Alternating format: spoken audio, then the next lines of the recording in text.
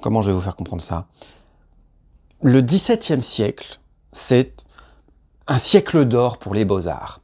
Siècle d'or des petits genres hollandais, triomphe du baroque italien, rayonnement du classicisme français, et siècle d'or également pour la peinture espagnole.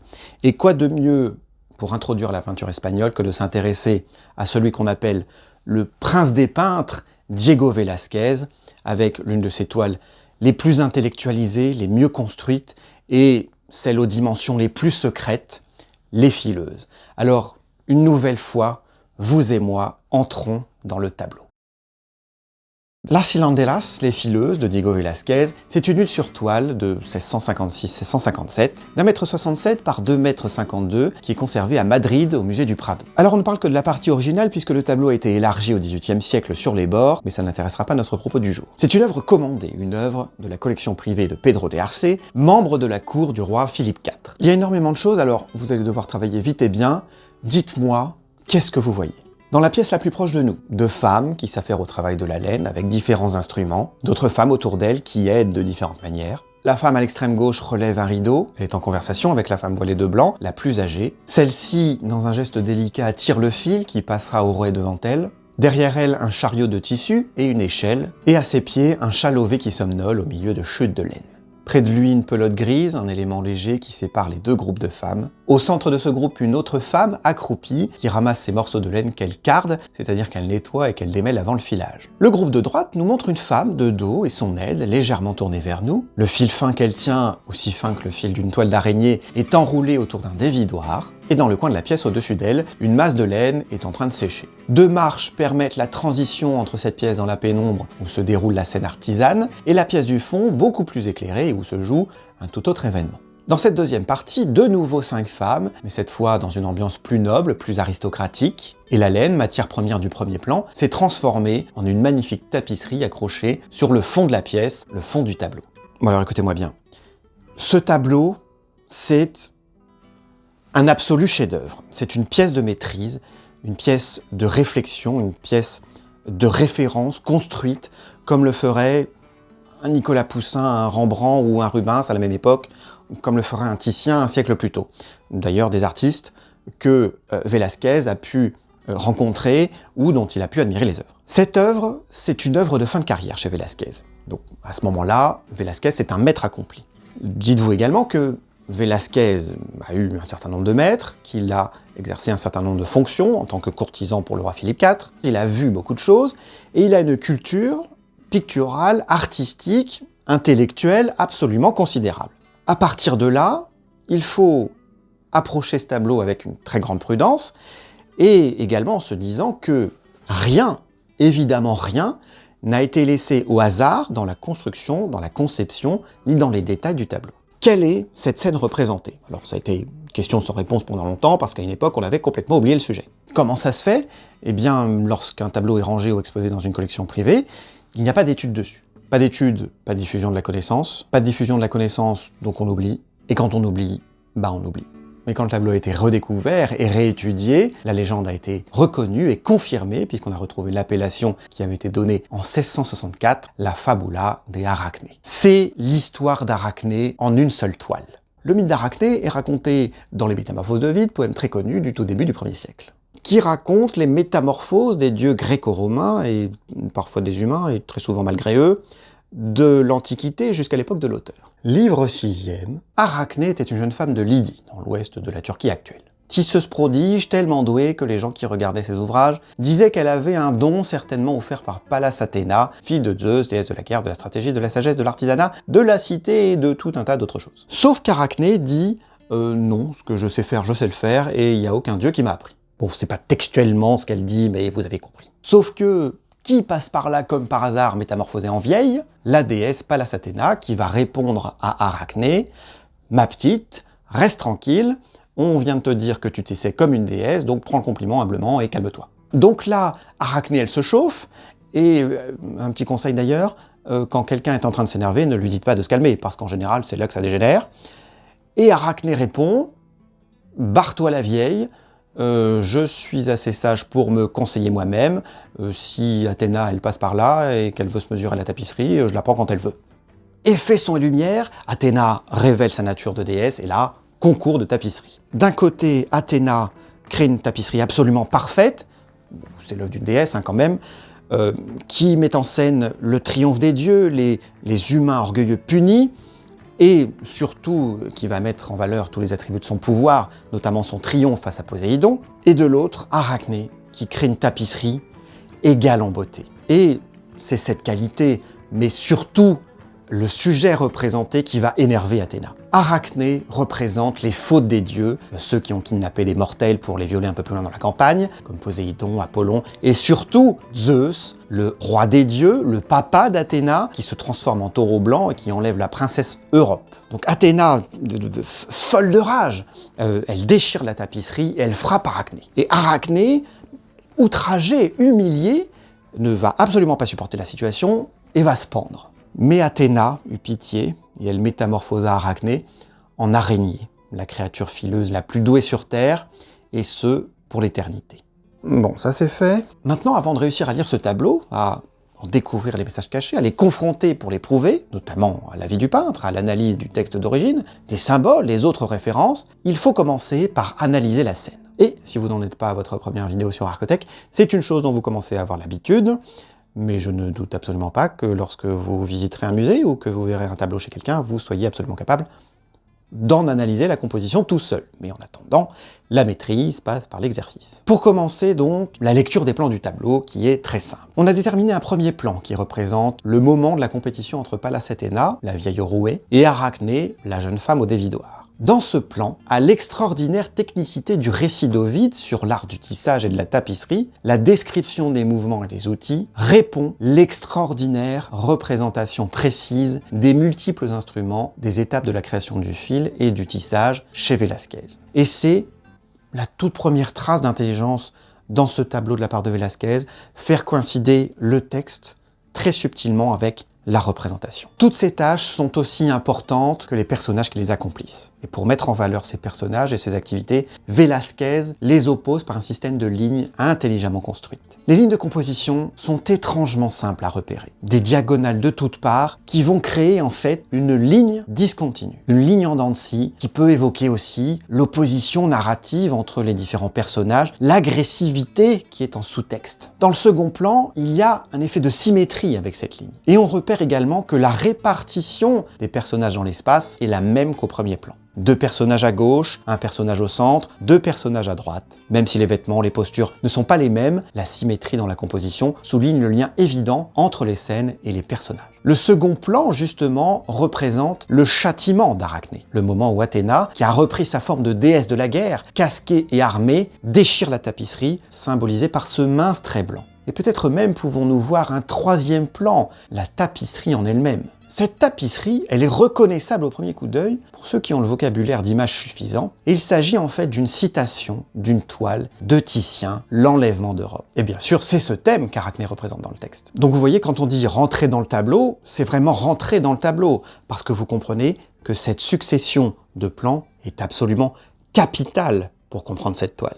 Diego Velázquez ne propose pas une narration dans le récit qui illustre de façon linéaire, de gauche à droite, comme un texte qu'on peut lire, mais une progression, une avancée en profondeur. Vous avancez vers et dans le tableau. À titre de comparaison, quand Rubens, qui est le peintre du nord de l'Europe le plus connu et diffusé à ce moment, représente sa version du mythe d'Arachné en 1636, il crée un système très narratif, de gauche à droite, avec division des étapes du récit, en plan principal le moment où Athéna bat Arachné. C'est le choix de la simplicité. Et Rubens également fait le choix de citer l'enlèvement d'Europe du Titien. Donc à ce niveau-là, ça signifie bien ce que différents peintres de différentes régions doivent à ce maître vénitien et l'admiration que beaucoup d'artistes ont pour lui. Parce que Titien, dans l'histoire de la peinture, c'est pas n'importe qui. En tout cas, la narration chez Velázquez est beaucoup plus subtile et le réemploi de la toile du Titien sert au tableau et à la narration et n'est pas qu'un détail en hommage à un maître admiré, on va le voir ensuite.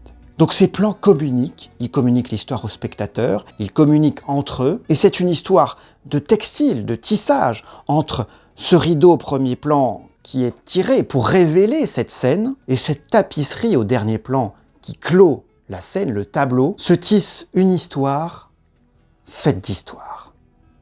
Personne ne va rien comprendre, mais ça va passer. Velázquez, c'est aussi tout l'art de peindre vite. Vous voyez cette toile avec cette espèce de flou, mais peu importe, du moment que l'effet général est réussi. Velázquez, c'est donc aussi tout l'art de peindre juste et de proposer un rendu de matière réaliste. En fait, là, vous vous dites qu'il est en train de se ficher de l'eau, mais non, c'est tout le paradoxe. À l'empattement des petites touches colorées de la broderie sur la bordure de la tapisserie, on comprend tout de même l'effet floral. La fileuse au centre, au premier plan, plongée dans l'ombre, n'a presque pas de visage, mais les fils que tire Arachné et qui sont soulignés par des rayons de blanc se distinguent presque les uns des autres et ressemblent vraiment à des fils de toile d'araignée. Dans les mains d'Arachné, Velázquez préfigure déjà la suite du récit. Arachné, encore humaine, crée déjà des fils si fins qu'ils ne sont comparables qu'aux fils de l'araignée. Autre élément de maîtrise, le coloris.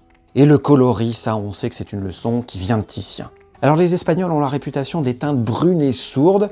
J'imagine que c'est l'effet Espagne, c'est une question d'ambiance, c'est vrai que ça sent toujours un peu le chaud et le roussi, mais pas dans les fileuses. Le rouge et le bleu, le blanc et le brun sont les couleurs principales. La technique de Diego est de superposer différentes teintes d'une même couleur, ce qui permet un travail important sur les nuances, sur les effets de lumière, mais il y a également un travail d'équilibrage. À l'opposition des lignes de composition, il y a un jeu d'opposition harmonieux et équilibré des couleurs. Entre les plans, les sources de rouge se répondent. Entre les plans, les sources de bleu se répondent également. Arachné, qui réunit 3 couleurs sur le premier plan, en réunit autant sur le second, et la narration est continue grâce au coloris, même si l'emplacement des personnages n'est pas le même. L'opposition lumineuse est aussi très simple à caractériser. Au premier plan, l'atelier de tapisserie, la zone des artisans, est largement dans l'ombre, alors que là où se trouve la tapisserie, la belle salle, avec ses dames nobles, est dans la lumière.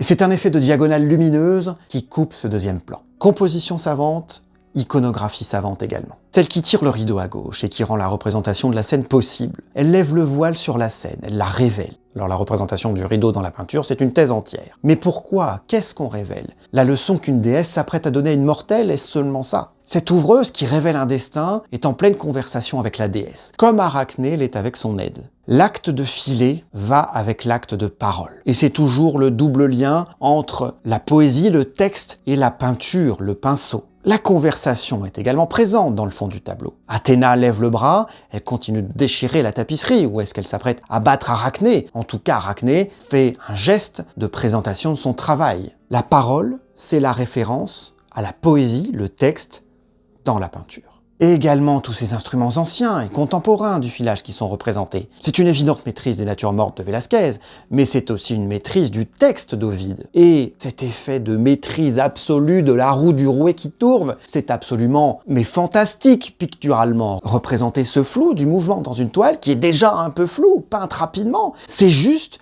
du grand art, avec un effet de pinceau, c'est maîtrisé au poil de pinceau près. En revanche, vous ne trouvez pas qu'il manque quelque chose dans cette toile? Le rouet, le dévidoir, la matière première de la laine, et puis le produit fini avec la tapisserie au fond. Mais où est le métier à tisser? C'est quand même ça qui permet de passer de la matière à l'œuvre. C'est sur cette action que s'affrontent la déesse et la mortelle. Pourquoi Velázquez n'a-t-il pas représenté l'objet? Je vais pas vous mentir, clairement, on ne le saura jamais. Donc, tout ce qu'on peut faire, c'est d'interpréter, mais on ne sera jamais sûr. Donc tout ce que je vais vous dire, c'est pourquoi faire? Pourquoi est-ce qu'il faudrait le représenter? L'art, c'est le mystère, après tout. Quand Velázquez représente la toile du Titien en tapisserie, il ne l'a pas vu réaliser cette toile. Il ne voit que l'œuvre finie. Quand il voit les tableaux des autres peintres qu'il admire, il ne les voit pas peindre. L'art appartient tout entier au maître qui le réalise. Donc il n'est peut-être point besoin de représenter ce qui appartient seul au travail et au talent combinés. Pourtant, Velázquez a vu, il a visité des ateliers de tapisserie dans Madrid. Son premier plan est très réaliste même, c'est une scène qu'il a pu voir avec toutes ces femmes qui tissaient la laine. En a-t-il peut-être même désiré quelques-unes? Cet Arachné à droite, ne l'a-t-on pas déjà vu dans un autre de ses tableaux? La Vénus au miroir peut-être? En vérité, ce tableau, c'est un tableau renversé. Le vrai sujet, c'est le mythe d'Arachné, mais ce qui est représenté, ce sont les fileuses. Et Velázquez a tissé des liens pour combiner ces deux représentations. Il a tissé une toile de fils invisibles entre les plans de son tableau. Il y a un parallélisme évident des attitudes entre les 5 ouvrières et les 5 dames. Même si les places ne sont pas absolument respectées, à l'image des 5 pics du dévidoir, les groupes secrets se répartissent et les liens se tissent comme on les a vus. Les 3 aides fileuses répondent aux 3 dames de la cour, témoins de la scène. L'Arachné fileuse devient l'Arachné jugée au centre, et elle prend même la place d'Europe, puisqu'elle se superpose à la figure de la tapisserie. C'est la mise en abîme sur 3 plans d'un même personnage. Tout est lié, les correspondances, les oppositions, les couleurs, la lumière, les plans, les vêtements, la gestuelle et la contre-gestuelle, celle qui regarde et celle qui évite le regard, le récit, tout se met en place. Le plan noble, exposé, en lumière, évoque le poème, le mythe, la représentation, contre le plan plébéien, caché dans l'ombre, qui évoque le travail, la réalité. Et au-delà de toutes ces correspondances artistiques, il y a aussi une idée sociale. Des détails complémentaires permettent une interprétation et tendent à faire dire à Velázquez qu'on ne peut pas élever sa condition sociale comme ça. On ne peut pas monter dans l'échelle sociale. D'ailleurs, l'échelle dans le tableau ne mène pas au second plan, elle reste dans le premier. Et ces marches qui mènent de l'un à l'autre des plans divisent aussi la toile. Le plat des marches est dans la lumière, le montant des marches est dans l'ombre. La noblesse, elle s'atteint par le travail, par la maîtrise de ce qu'on sait faire le mieux. Et c'est cette maîtrise qui permet la reconnaissance des autres et du monde. Et en toute humilité de préférence, sinon les dieux, le cosmos, le karma, appelez ça comme vous voulez, tout se retournera contre vous. Peut-être que cette mise en abîme du mythe d'Arachné est aussi une mise en abîme de la vie de Velázquez lui-même. Velázquez n'est pas un noble lui-même, c'est un artisan. Pourtant, il travaillera toute sa vie pour le roi. Philippe IV et Diego Velázquez, ils ont été très proches, très jeunes. Ils n'avaient que 6 ans d'écart. Et Philippe IV donnera des fonctions et des titres à ce courtisan, cet ami si important. Comme Arachné a acquis la noblesse par la maîtrise de son art, Velázquez a acquis ses titres par son talent de peintre. C'est aussi pour ça que l'opposition entre le plan plébéien dans l'ombre, comme dans un atelier de tapisserie, avec le plan noble dans la lumière, comme dans une salle de palais où les tapisseries sont exposées, est aussi marquée. Velázquez se retrouvait peut-être dans ce tableau, c'est peut-être une toile autobiographique en quelque sorte, et en tout cas c'est une très belle idée et qui tient la route. Alors bien sûr, Velázquez ne s'est pas créé tout seul, même s'il est peu sensible aux influences, il témoigne tout de même dans ses toiles, y compris dans celle-ci, de sa culture artistique, de ses études. Et ses références, ce sont encore ses marques d'intelligence et d'adaptation. En hommage à Michel-Ange, le plus grand, les deux fileuses, Athéna et Arachné, reprennent les postures des deux Ignudi de la chapelle Sixtine, qu'il a dessinées à Rome. Et surtout,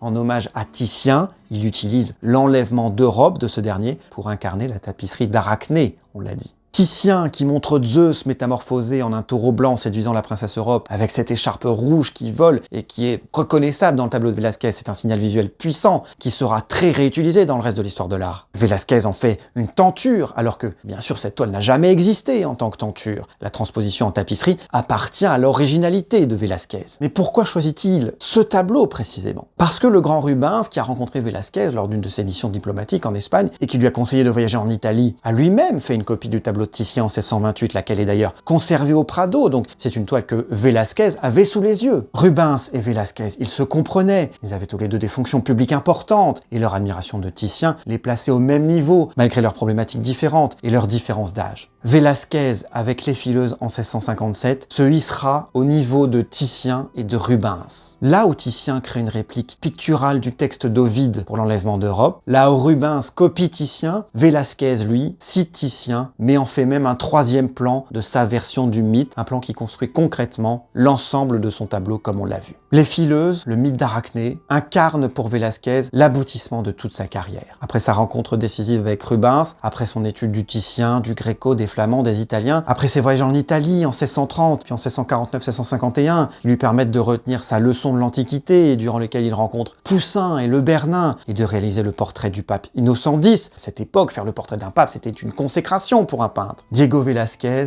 meurt à Madrid en 1660, et les fileuses et les célèbres Ménines sont parmi ses dernières toiles. Il aura été un peintre très productif, peintre du roi en 1623, et pendant plus de 30 ans, portraitiste, décorateur, acheteur d'œuvres d'art, huissier, grand maréchal de la cour d'Espagne. Toutes ces activités ont nourri son vocabulaire d'images, sa réflexion intellectuelle et artistique, et l'ont placé au titre de plus grand peintre espagnol du XVIIe siècle. Voilà, j'espère que cette vidéo vous aura plu. N'hésitez pas à la commenter, à la partager, à vous abonner à la chaîne. C'était Nicolas pour vous servir et j'espère vous revoir très bientôt sur Arcotech.